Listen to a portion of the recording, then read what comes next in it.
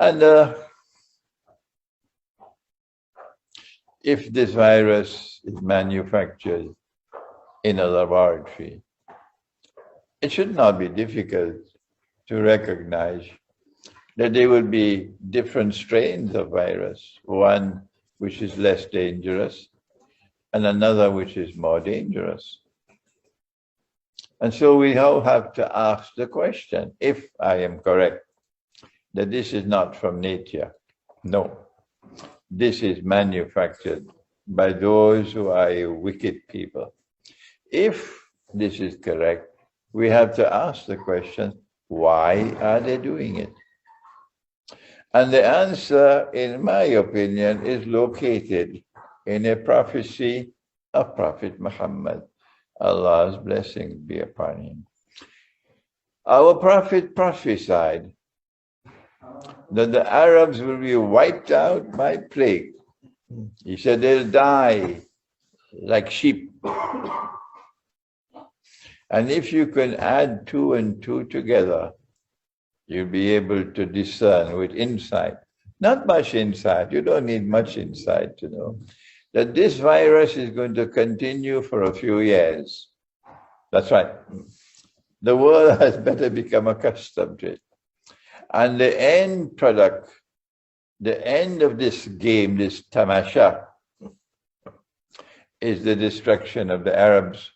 Arabs who are resident in Israel and Arabs who are resident around Israel. So that the passage to Pax Judaica would now become easier.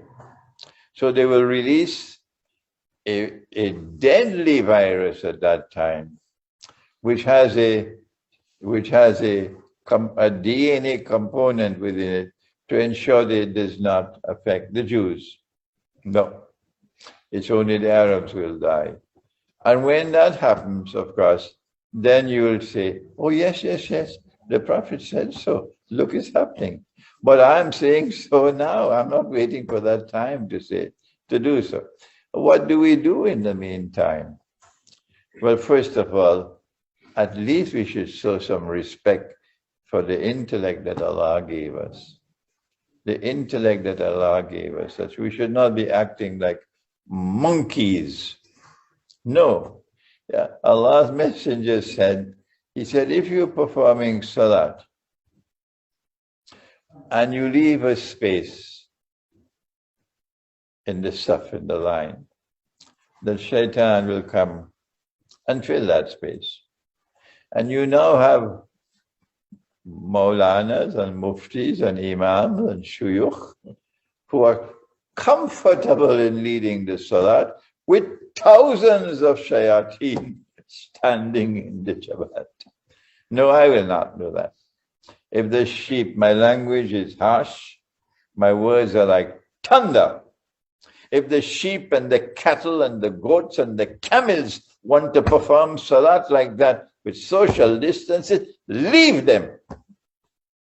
They are hopeless people. We will not betray the truth. If the salat cannot be performed in accordance with the law, we suspend the salat. We will not corrupt the salat. And so I will not attend any Salatul Jummah led by these monkeys. No. If there is a masjid with an imam with a backbone or made of steel, yes. And he allows people to come and stand in the saf. And there's no face mask that is imposed upon us, which is bid'ah, because it's not there in the Prophet's sunnah that you must wear a face mask to perform this salat. You want to wear a face mask in the supermarket? That's not my business.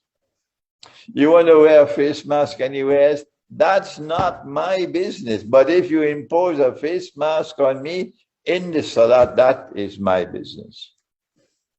I have no objections to you wearing your face mask. When I have to wait, I wait. When the law requires me to wait, I wait. As soon as the law says, okay, I take it off and throw it away. I don't need it. I only wait because the law says you have to do it. And after that, I take it off and throw it away. I put my trust in Allah. And as for social distances, I am not part of that. Not tamasha. And so my analysis on the virus begins here.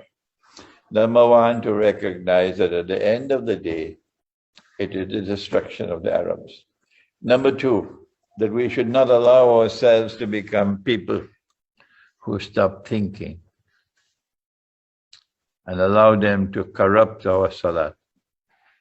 And I will not pray in any masjid or in any jamaat which makes it obligatory on me to wear a face mask. And I will not join in any salat, in any masjid, wherever it may be, which enforces social distancing, so people have to stand 3 feet apart for salat. That is shameful, that is disgraceful, that is sinful, that is a bogus salat. And I'm not a part of that. These are my initial comments. I've spoken for a long time already. Excuse me if I've taken too much time. And it is time now for me to hear your views. Thank you. Wassalamu alaikum wa rahmatullahi.